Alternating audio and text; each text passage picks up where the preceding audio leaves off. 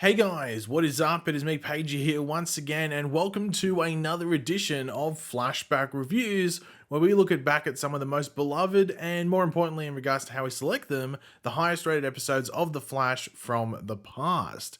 Now, in this video, we're going over not just one, but two episodes. So a bit of like a special edition of the Flashback Reviews. As we do, we go over episodes 13 and 14 from season 2, those being Welcome to Earth-2 and Escape from Earth-2, or as most people I guess refer to them as, the Earth-2 two-parter. Now, as we usually do, I can say that the new episode we'll be going over in the next video, so you can, I guess, rewatch in advance if you want to, of course, is that of Season 1, Episode 9, aka The Man in the Yellow Suit. So yeah, feel free to watch that in your free time if you want. It's up to you. But of course, throughout the video, be sure to let me know your general thoughts on this episode, how you look back at it, what were your favorite moments from it. You know, is it one of your favorite episodes? Do you give it maybe in your top 10, top 20, maybe top 5? Let me know your thoughts down there in the comments. And of course, if you're going to enjoy the video, want to show your support, you want to see more of these, want to drop a like on the video to show support.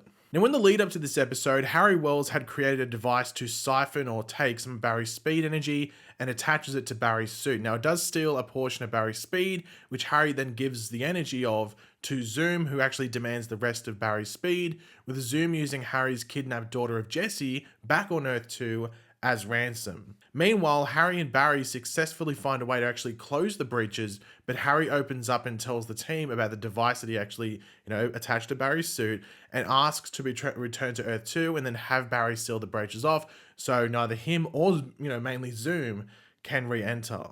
However, Barry informs Harry that the team will help him save Jesse, which then leads into our journey to Earth-2.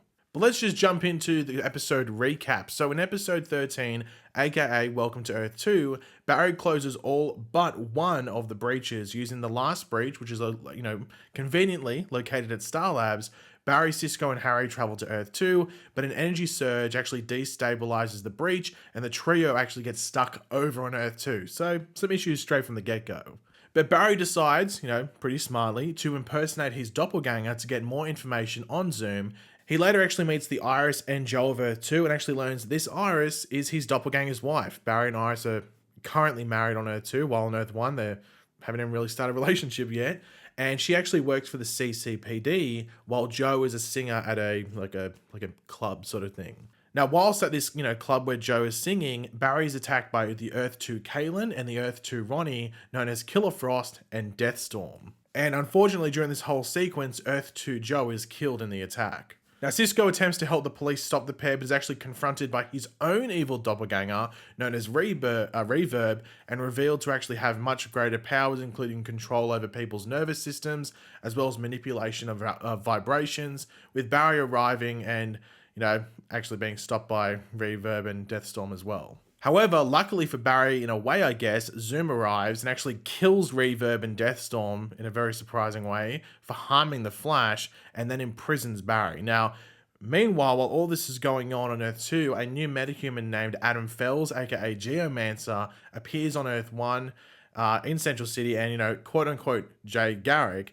tells Caitlin that he invented Velocity 6, which is the real reason why he is losing his speed, and then Caitlin goes on to develop Velocity 7, which Jay uses to engage Geomancer, who ends up escaping.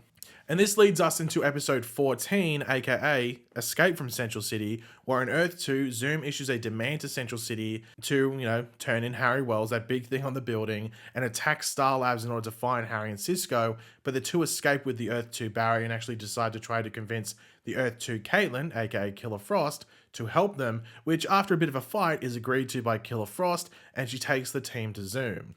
Now, they arrive and rescue Earth-1 Barry as well as Jesse, but Zoom shows up too. They are able to escape through the help of Killer Frost, who keeps Zoom sort of frozen in place and unable to move.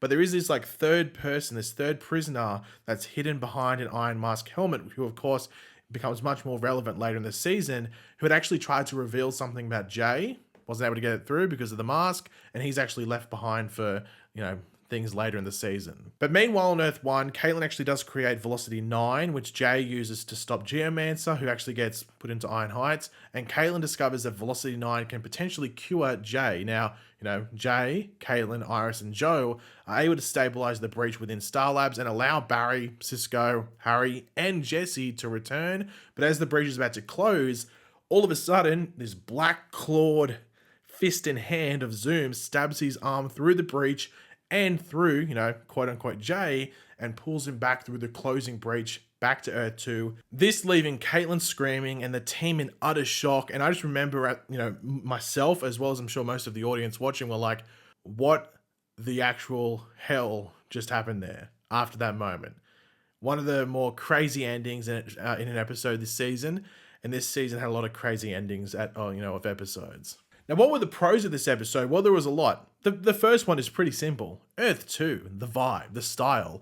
It just made it different, but also familiar, which just worked perfectly for this Earth and what they wanted to do. And it's definitely, I think, the most unique of the alternate Earths we've visited. It just felt like it had its own unique style. Almost felt like you're in like Bioshock or something like that, like one of those like stylistic things, like steampunk, sort of like it was like one of those like what's that? There's like a Steven Spielberg movie I think that looks sort of like it. Very cool vibe. So you wouldn't mind living there as long as there wasn't like some murderous speedster running around killing people. And speaking of that, the stranglehold that Zoom had over Earth-2, insane. Like they were scared, and you just don't really see that on the Flash and Earth-1 with the villains there, because the villains were more like mysterious and I guess mainly inconsistent, or they just weren't around long enough to be that renowned and feared, or they weren't set on dominating Central City. They more had maybe like a personal vendetta against the Flash, or they were an issue with other things outside of Central City. So it was very cool to see the effect that, like, what if we had that on Central City? Like that was like potentially what Godspeed or Red Death would be in the future. It gives you like a look into what that could potentially be like. Killer Frost and the other doppelgangers, it was really fun to be there. Killer Frost obviously ends up continuing onto the Earth-1 Caitlin and stuff like that. And obviously we've seen like another version of Deathstorm, but it was cool to see like the evil versions of our, friendly characters on Earth-1 over there. So that was really fun. One of the other pros was actually Earth-2 Iris. Like they were able to make her a badass that actually felt sort of believable, because the show was sort of struggled with Earth-1 Iris. And it's not necessarily just her being a badass that's the issue. It's the whole inconsistency, because I'll make her a damsel in distress in one episode, then be able to fight the next one. There's like issues with a lot of different characters like that as well, but Iris obviously gets the main focus because it's the female lead.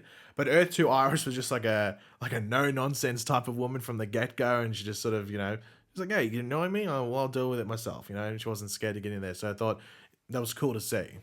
I know that heard people say they want to see more of just the Earth-2 characters in general, but also I guess the Earth-2 Iris, because she was a bit different than what we saw, and she wasn't a villain. She was also a good guy, but different at the same time. If people wanted to see more of that, but I guess, well, now it's probably not going to happen, obviously, but at the time I can understand that before Crisis sort of changed things up.